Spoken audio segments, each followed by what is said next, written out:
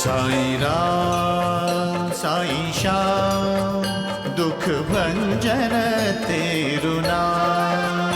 साईं राम साईं श्याम दुख भंजन तेरु नाम। हे साईं नाथ तेरे आने से, हे साईं नाथ तेरे आने से हुआ धन्य ये धरती धाम धाम। साईं राम साईं श्याम दुख भंजन तेरु नाम।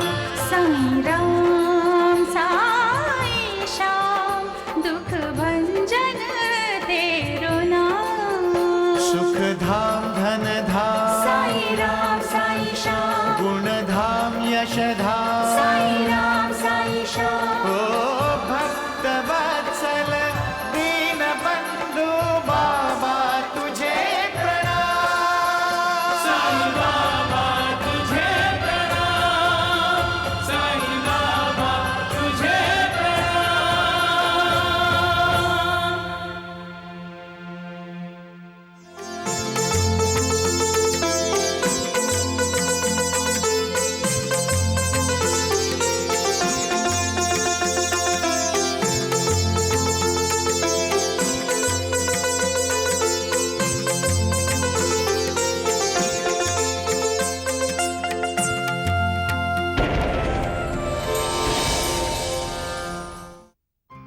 ये है मेरे बड़े भैया। मगर यही तो हमारा पहरेदार शंकर है। पहरेदार? तब तो वो दोनों जरूर माजी और ननन जी ही थे। पिताजी को बचा लो भैया।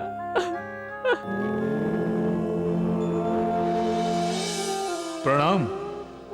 इस दुनिया में एक ही सच है मां, और वो सच है मृत्यु। नहीं नहीं, इस दुनिया में एक ही सच है, और वो है साईं।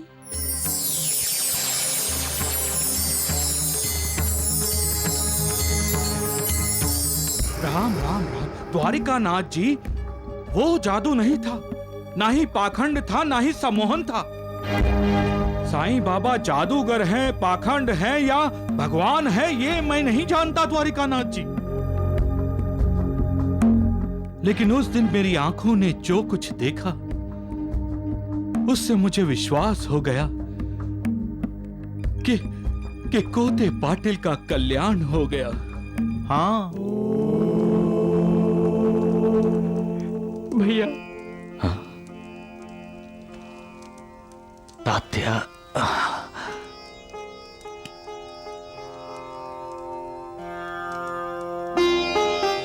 तात्या, क्या मैं तुम्हारे आंसू भी नहीं पोंछ सकता? इतना पराया हो गया हूं मैं। ये आंसू बाहर आते ही क्यों है? तात्या,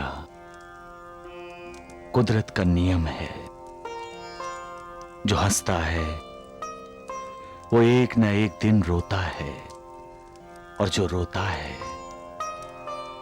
उसे कभी न कभी हंसी भी आती है। लेकिन आप कुदरत से बड़े हैं भैया। आप जिसे हंसाना चाहे वो रोते रोते भी हंस पड़ता है। आपके होते हुए भी माँ हंसना भूल गए भैया। क्यों भैया क्यों? माँ के लिए तो आप पिताजी को बचा सकते थे ना। अब मैं तुम्हें कैसे समझाऊं तात्या? कुछ बातें तुम्हारी समझ से बाहर हैं तात्या। नहीं भैया, मैं सब समझता हूं। मैं ये भी समझता हूं कि पिताजी अब कभी वापस नहीं आएंगे। कभी नहीं। मुझे ऐसा लगता है जैसे मेरा सब कुछ चला गया भैया। तात्या, इंसान हर पल कुछ न कुछ खोता ही रहता है। बचपन से जवानी की तरफ कदम रखता है तो बचपन खो बैठता है, जवानी से बुढ़ापे की तरफ कदम रखता है तो जवानी खो देता है, और बुढ़ापे में वो अपने आप को भी खो बैठता है। जन्म के बाद ये उसकी यात्रा मृत्यु की तरफ ही होती है। फिर भी आप पिताजी को संभाल सकते थे, आपको उन्हें संभालना चाहिए था। मैंने तुम्हें संभाला तात्या। बिल्कुल नहीं। मैंने हमेशा से एक सपना देखा जिसमें हम दोनों साथ साथ चलते। हम तुम दोनों नहीं तात्या, मैं तुम्हारे साथ चलता आया हूं। मैं हमेशा दोनों के पैरों के निशान देखता आया हूं, एक मेरे और दूसरे मेरे।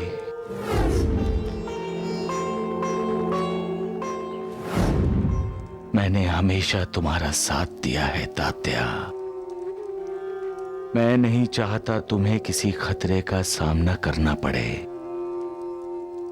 मैं चाहता हूं जब कभी भी तुम पर कोई बुरा वक्त आए तो मैं तुम्हारे साथ रहूं। इसलिए मैं तुम्हारे साथ साथ रहा हूं। आप झूठ बोल रहे हैं भैया। मैंने कई बार सपने में देखा है, आपने मेरा साथ छोड़ दिया। ऐसा कभी नहीं होगा तात्या, ऐसा कभी नहीं होगा। मैं आखिरी सांस तक तुम्हारा साथ दूंगा तात्या। तो मुझे कभी कभी सिर्फ अपने ही पैरों के निशान क्यों दिखाई देते हैं? आपके पैरों के निशान क्यों नहीं दिखाई देते? जब हम पटाखे जला रहे थे और पिताजी गिर गए थे, तभी मैंने सिर्फ अपने ही पैरों के निशान देखे। जब मैंने किशन को मुखौटा डालकर डराया और वो मर गया, तभी मैंने सिर्फ अपने ही पैरों के निशान देखे। आपके पैरों के निशान मुझे कहीं नजर नहीं आए। आपने मेरा साथ छोड़ दिया था। तात्या, क्या पेड़ कभी छांव देना छोड़ देता है? क्या फूल कभी अपनी सुगंध छुपा लेता है? क्या आग कभी जलना छोड़ देती है? तो फिर मैं तुम्हारा साथ कैसे छोड़ सकता हूं तात्या? तो फिर मुझे एक ही पैरों के निशान क्यों नजर आते हैं? आपके पैरों के निशान मुझे क्यों नजर नहीं आते? तुमने गौर से देखा होता तात्या, तो वो पैरों के निशान तुम्हारे नहीं थे। फिर किसके पैरों के निशान थे? मेरे पैरों के। मेरे पैरों के निशान थे तात्या, मेरे पैरों के। तो मैं उस वक्त कहां था? तुम मेरी गोद में थे तात्या, गोद में। तुम्हारे बुरे वक्त में मैंने हमेशा तुम्हें अपने हाथों में उठा लिया ताकि तुम्हें कोई तकलीफ ना हो, कोई चोट न लगे। भैया। हाँ तात्या, मुझे माफ कर दो भैया, मुझे माफ कर दो। ना तात्या, माफी मांगने की कोई जरूरत नहीं है तात्या। तुम्हारा दिल तो शीशे की तरह साफ है तात्या, शीशे की तरह साफ है। मुझे माफ कर दो भैया। मैंने आपको कितना भला बुरा कहा। मुझे बुरा नहीं लगा तात्या, बिल्कुल बुरा नहीं लगा। पिता का साया जिसके सर से उठ जाए, उस बेटे की क्या हालत होती है मैं जानता हूं तात्या। मेरे पिता ना हुए तो क्या हुआ? भैया।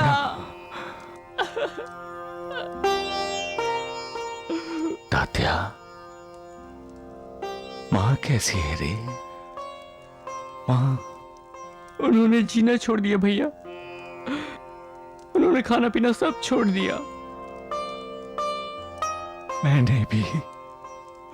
माँ को बचा लो भैया, माँ को बचा लो।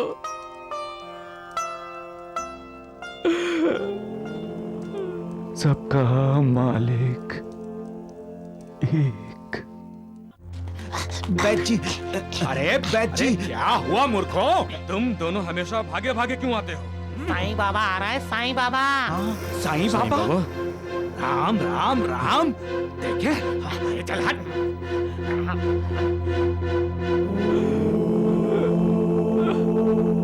लगता है बाईजा बाई के घर जा रहा है। द्वारिका नाथ जी, आपको किस बात पर हंसी आई हैं? वैद जी, हैं? आपने उसके चेहरे की उदासी नहीं देखी। वो सोच रहा है कि अब तक तो मरे हुए को जिंदा करने का नाटक करके बहुत बेवकूफ बनाया शिरडी वालों को। अब कोते पाटिल को कैसे जिंदा करेगा? वैद जी, अब तो ये शिरडी वाले ही उसे शिरडी से निकाल बाहर कर सकते हैं। लेकिन द्वारिका नाथ जी, ये साईं बाबा अब बाईजा बाई के घर क्यों जा रहा है? हैं? मैं बताऊं वैद जी, वो बाईजा बाई से माफी मांगने जा रहा है, क्योंकि बाईजा बाई ही उसे शिरडी में सबसे पहले बाहर निकालने वाली है। राम राम राम। माँ,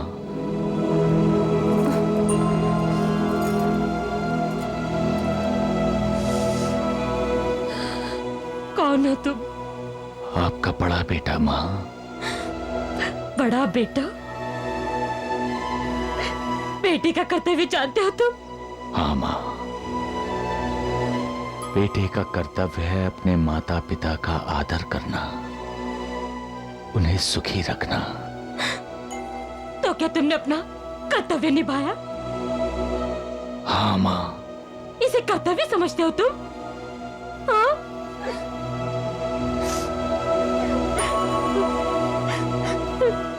तुमने धोखा दिया है, तुमने धोखा दिया है मुझे साईं, तुमने मुझे धोखा दिया है। नहीं माँ। क्यों?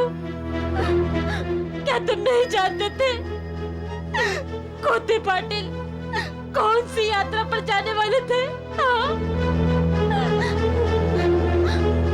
उनकी इच्छा पूरी करने के लिए तुमने सारी शिरडी को खाना खिलाने का बहाना किया था ना? हाँ? मुझसे ये सच क्यों छुपाया तुमने? हाँ? क्यों छुपाया?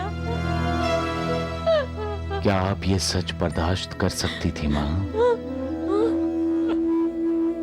अगर मैंने आपको बता दिया होता कि कोते पाटिल की आखिरी इच्छा पूरी करने के लिए भोजन बना रहा हूं, तो आपकी क्या दशा होती? मैंने उनकी मृत्यु के बारे में बताया नहीं, लेकिन संकेत जरूर दिया था माँ। संकेत?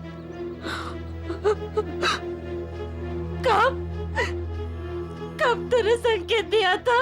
हाँ? जब उनकी मृत्यु हुई थी तब। हाँ? पिताजी की मौत हुई थी? लेकिन साईं बाबा, उनकी मौत तो अभी अभी हुई है। नहीं, दिवाली के दिन की बात है। याद करो माँ, मैं भिक्षा मांगने आया था, तभी कोते पाटिल ने अचानक खांसते हुए दम तोड़ दिया था। पिताजी, पिताजी, पिताजी, पिताजी, पिताजी,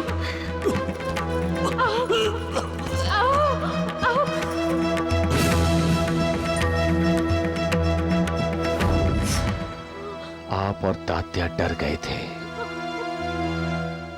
तभी मैंने घर के बाहर से आवाज दी, भिक्षाम देहि। उठिए ना, उठिए। भिक्षाम देहि। भिक्षाम देहि। साईं बेटा,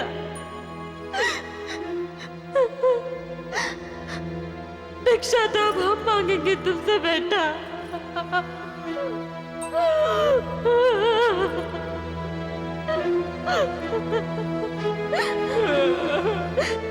तात्या, जाकर कह दे साहिब बेटे से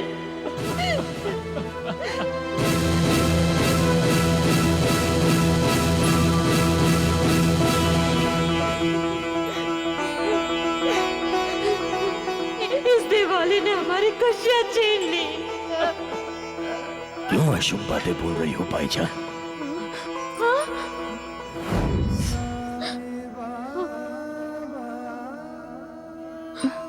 याद करो मां, मैंने तो अपनी मां की आज्ञा का पालन किया और कोते पाटिल को जिंदगी दे दी। और मैंने सदा अपने माता पिता का आदर किया है मां, उन्हें हमेशा सुखी देखना चाहा है। इसलिए जब दूसरी बार दिवाली के समय कोते पाटिल पर मृत्यु हावी होने आई तो मैंने मृत्यु को रोक दिया। पाटिल जी, त्योहार का दिन है आज और आपने मेरे बच्चे को रुलाया। ये अच्छा नहीं किया आपने। कोई आपके बच्चे को त्योहार के दिन रुलाए तो? क्या हुआ पाटिल जी? क्या हुआ? क्या हुआ आपको?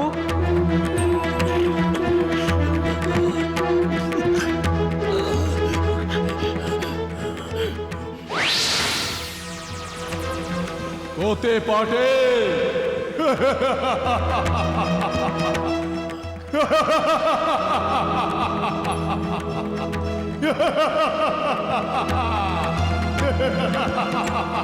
आओ कोते पाटिल, आओ मेरे साथ चलो।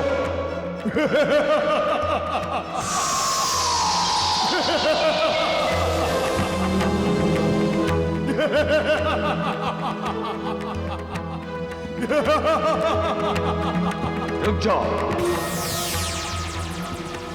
आगे मत बढ़ो, मैं कहता हूं रुक जाओ।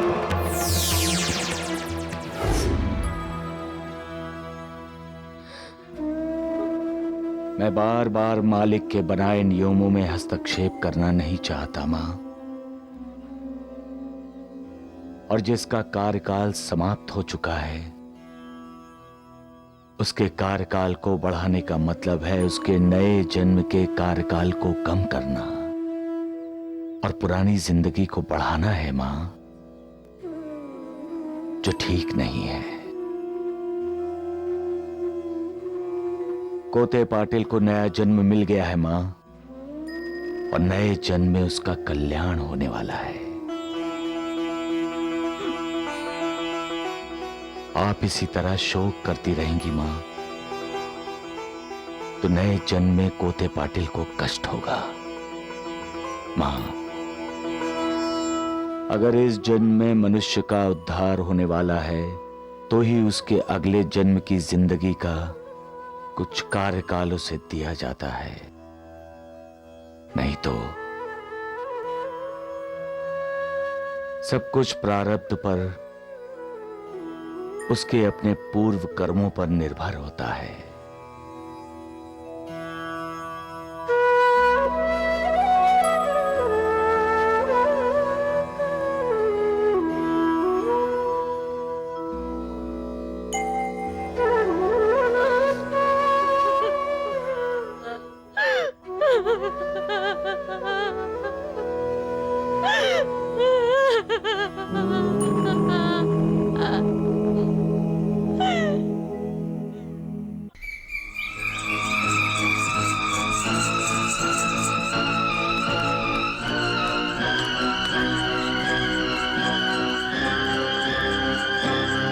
टांगा रोको।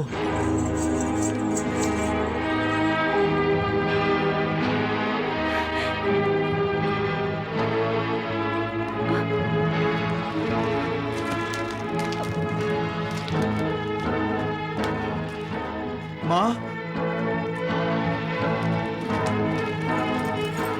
भैया रुक जाओ भैया।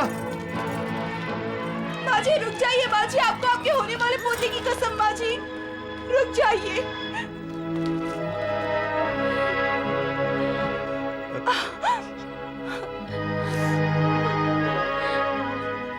भैया, माँ जी, ननन जी, माँ जी,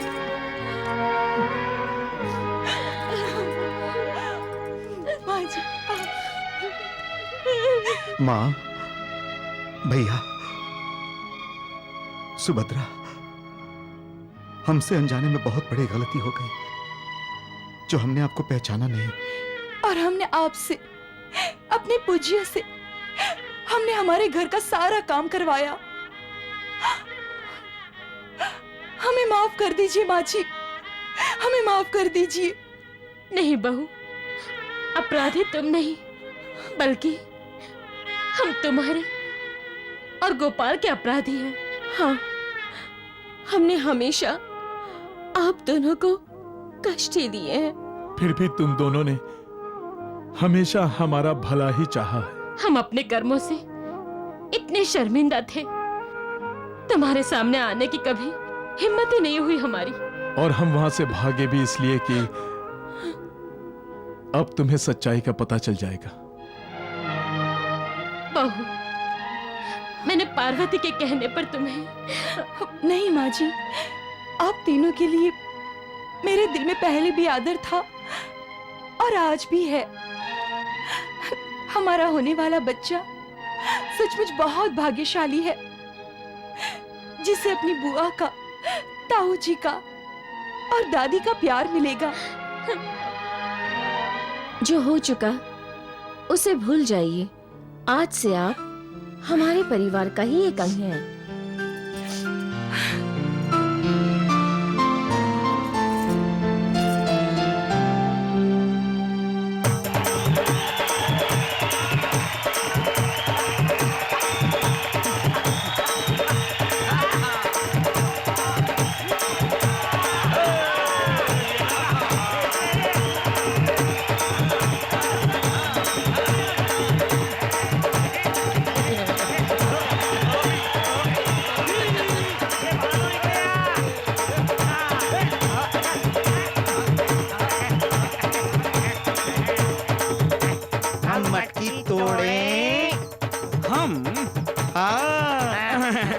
हम नहीं मूर्खों, मैं। हाँ।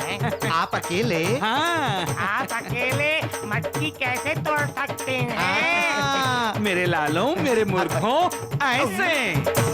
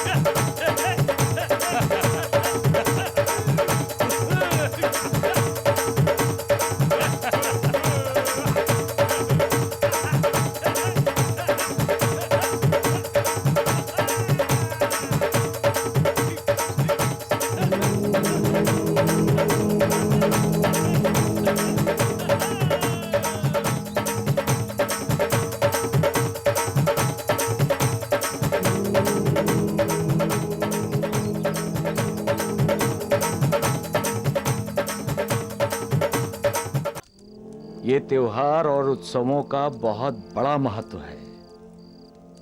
श्यामा, हमारे पूर्वज सचमुच बहुत अक्लमंद और विद्वान थे। वो जानते थे कि मालिक की बनाई इस दुनिया का सार क्या है, क्यों उन्होंने ये अंधेरी रात बनाई है और क्यों उजालों से जगमगाते दिन बनाए हैं। चांद सूरज स्वभाव से विपरीत हैं, फिर भी इस धरती को दोनों की जरूरत क्यों है? क्यों जो पैदा होता है वो मरता भी है? क्यों सुख के साथ दुख जुड़े हुए हैं? और क्यों इंसान मृत्यु के बाद अपना पिछला जन्म भूल जाता है? यादें खुशी भी लाती हैं, गम भी, लेकिन दुखों की उम्र लंबी होती है। और अगर इंसान इस जीवन में जो जो गंवाता है उसे याद रखे तो वो कभी जी ही नहीं पाए। पुराने टूटे हुए रिश्तों की डोर उसे हमेशा अपने साथ बांधे रखे। उन सभी गमों को और दुखों को भुलाने के लिए हमारे पूर्वजों ने त्योहार और उत्सव बनाए हैं। आप सच कह रहे हैं साईं बाबा। आज गोकुल अष्टमी के त्योहार को देखकर ऐसा लग रहा है जैसे शिरडी में कोई दुखी है ही नहीं। बाबा, ये त्योहार ना हमें शिक्षा भी देते हैं। अच्छा, बताओ तो क्या शिक्षा देते हैं? ना, बताओ। बाबा, ये मटकी को ऊंचाई पे क्यों बांधते हैं? इसलिए कि मटकी तक आसानी से न पहुंचा जा सके। क्यों भला है? बाबा, लोग मटकी में ऐसा क्या रखते हैं जिसे पाने के लिए लोग अपनी पूरी कोशिश करते हैं? मटकी में माखन होता है। भगवान श्री कृष्ण को माखन बहुत पसंद था ना, और वो ऊंची से ऊंची जगह पर रखी माखन की मटकी में से माखन चुरा लेते थे। हाँ, क्योंकि वो लोग अपने मकसद में कामयाब होते थे। वो उस तक पहुंचने में अपनी पूरी ताकत लगाते थे। इसका मतलब तो ये हुआ साईनाथ कि लक्ष्य भले कितना ही कठिन हो, उसे प्राप्त करने की कोशिश अवश्य करनी चाहिए। हाँ, तात्या ने जब मटकी तोड़ी और मां के चेहरे पे जब मुस्कुराहट देखी, मुझे लगा महालसापति कि मालिक ने मुझ पर बड़ी मेहरबानी की है। बाबा, अगले महीने गणेश चतुर्थी है। हाँ, लोकमान्य तिलक जी ने उस दिन को भी उत्सव का रूप दे दिया है। गणपति बप्पा मोरया, गणपति बप्पा मोरया, गणपति बप्पा मोरया, गणपति बप्पा मोरया, गणपति बप्पा मोरया, गणपति बप्पा मोरया, गणपति बप्पा मोरया, गणपति बप्पा मोरया, गणपति बप्पा। ओ मैं क्या शाम, गणपति बप्पा मोरया, गणपति बप्पा मोरया, गणपति बप्पा मोरया, गणपति बप्पा। ओ शाम, गणपति बप्पा। ओए मैं क्या जी की हो यार, क्यों आवाजें दे रहे हो श्याम सुंदर को? मैं सोचा आज गणेश चतुर्थी है, शुभ दिन है, क्यों ना श्याम सुंदर को आज यहाँ बुला समझ के। गई, सब समझ गई। आपके पेट में कभी कोई बात छिपती है? पहले ये बताइए, अपने पंजाब में गणेश चतुर्थी का त्योहार मनाया था आपने? बम्बई आकर बम्बई वाले हो गए। कहने ना कि जैसा देश वैसा भेष। गणपति बप्पा, गणपति बप्पा। ओए राजेंद्र किथे है? मैं बुलाती हूँ। राजेंद्र, ओए पुत्र। क्या है माँ? पिताजी कुछ कह रहे हैं तुमसे। मैं जानता हूँ पिताजी क्या कहेंगे, इसीलिए वो काम मैं पहले से कराया।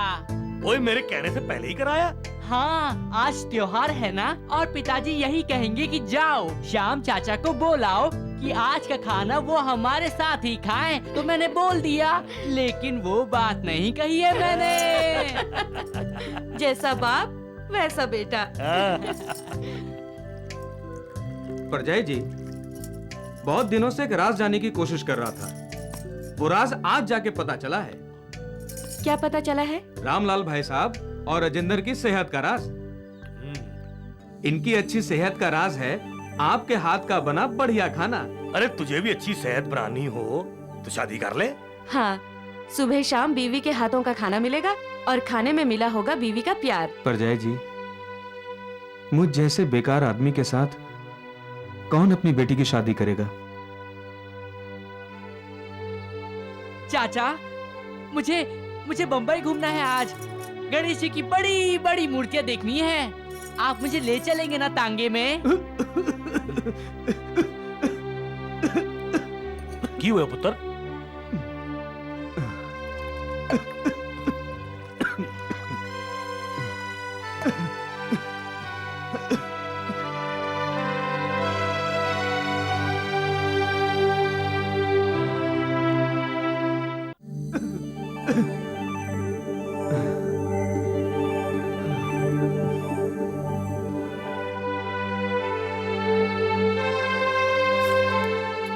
ये ले श्याम, पैसे। भाई साहब,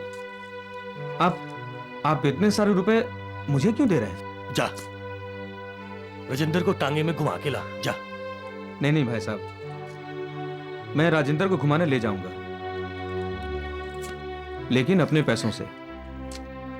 कैसी बात कर रहा है? ये पैसे भी तो तेरे ही पैसे हैं। जा, राजेंद्र को घुमा के ला टांगे में, जा। राजेंद्र के पिताजी तुम्हें अपना दोस्त भी तो मानते हैं ना? मैं इसे अपना दोस्त ही नहीं, छोटा भाई भी मानता हूं। आज से तुम बेकार नहीं हो। भाई साहब, तुम्हारी अपनी फैक्ट्री है। फैक्ट्री? क्यों मजाक कर रहे हैं भाई साहब? मनीषा, तू ही बता दे इसे। श्याम, तुम राजेंद्र के पिताजी के साथ मिलकर साइकिल बनाने की फैक्ट्री खोल रहे हो, इनके भागीदार बनकर। नहीं भाई साहब, मेरी इतनी हैसियत कहां है? मैं आपका भागीदार कैसे बन सकता हूं? आप तो जानते हैं, राजेंद्र को घुमाने तक के लिए पैसे नहीं है मेरे पास। तो भागीदारी कैसे हो सकती है?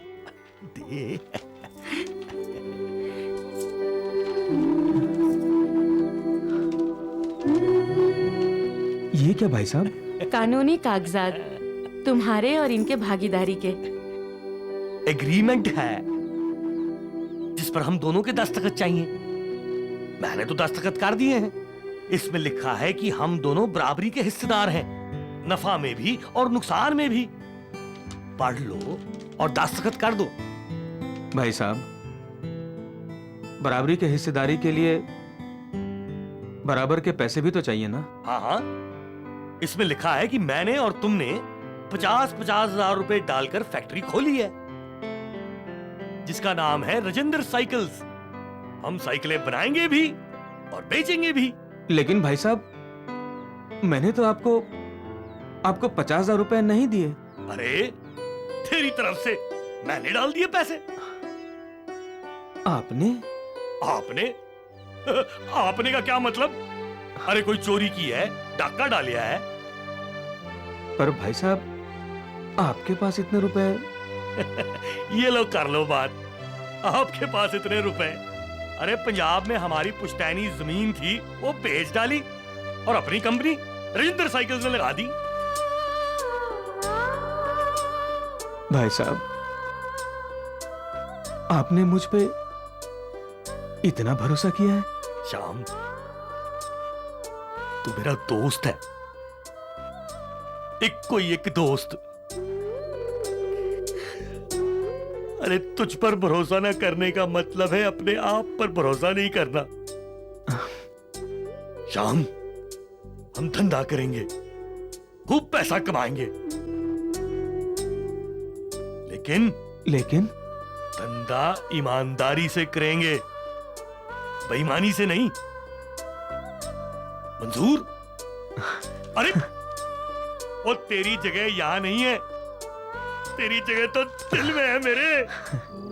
अपनों पर तो सभी को प्यार आता है, जितना नजदीकी संबंध उतना ज्यादा प्यार।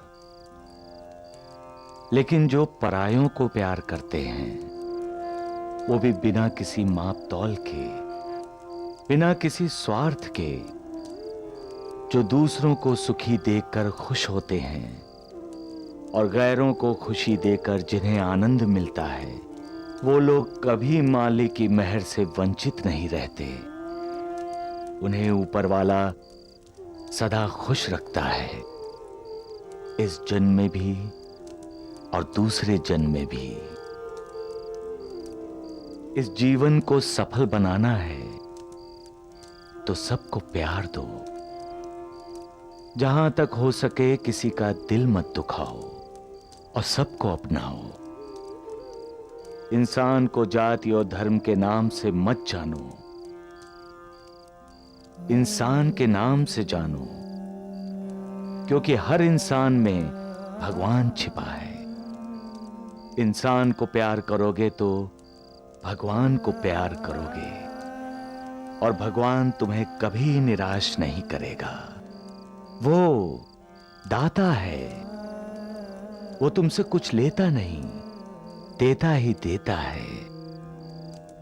वो तुम्हारा जन्म सफल कर देगा। सबका मालिक एक।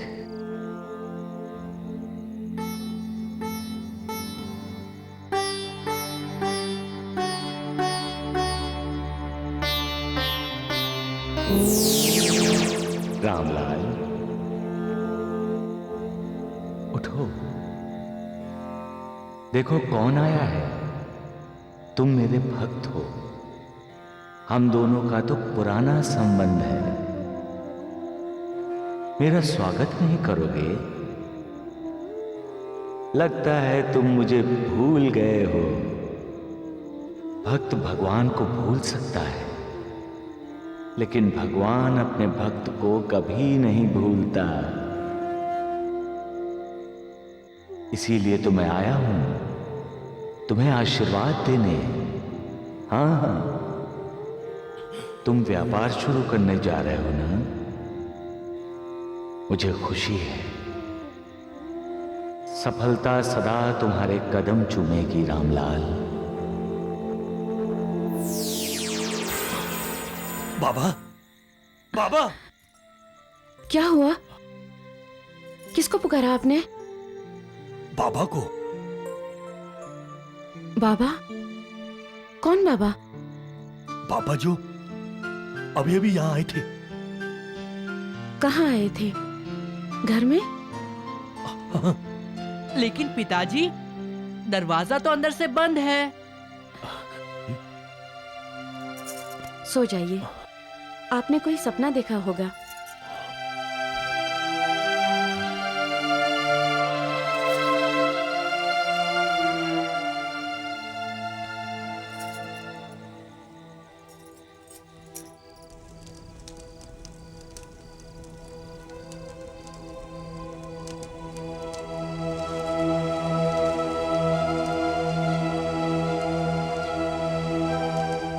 गुरुदेव,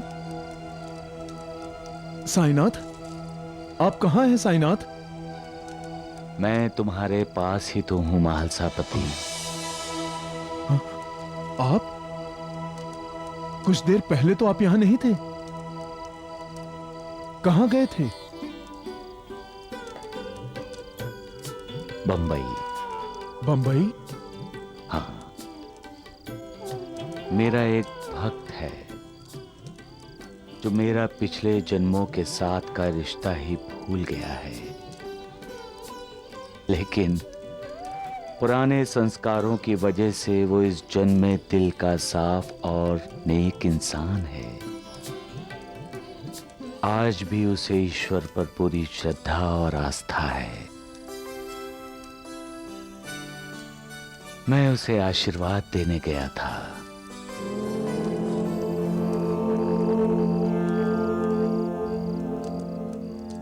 साईनाथ, साईनाथ, कहाँ खो गए थे आप? अपने भक्त के भविष्य में झांक रहा था। महालसापति, पुराने ऋणानुबंध ही इंसान को मिलाते हैं और उन्हीं अनुबंधों की वजह से इंसान अपने नए जन्म में सुख या दुख पाता है। मेरे भक्त के लिए आने वाला वक्त बहुत ही मुश्किलों से भरा है। उसकी कड़ी परीक्षा का समय आ रहा है। शिरडी में तुम्हारे आने की तुतारी कब बजेगी सुंदरा बाई? आप सब्र करो और मुझ पर श्रद्धा रखो। मैंने सैकड़ों नहीं, हजारों दिल जीते हैं। शिरडी पहुंचने तो दीजिए, मैं साईं बाबा को भी जीत कर दिखाऊंगी।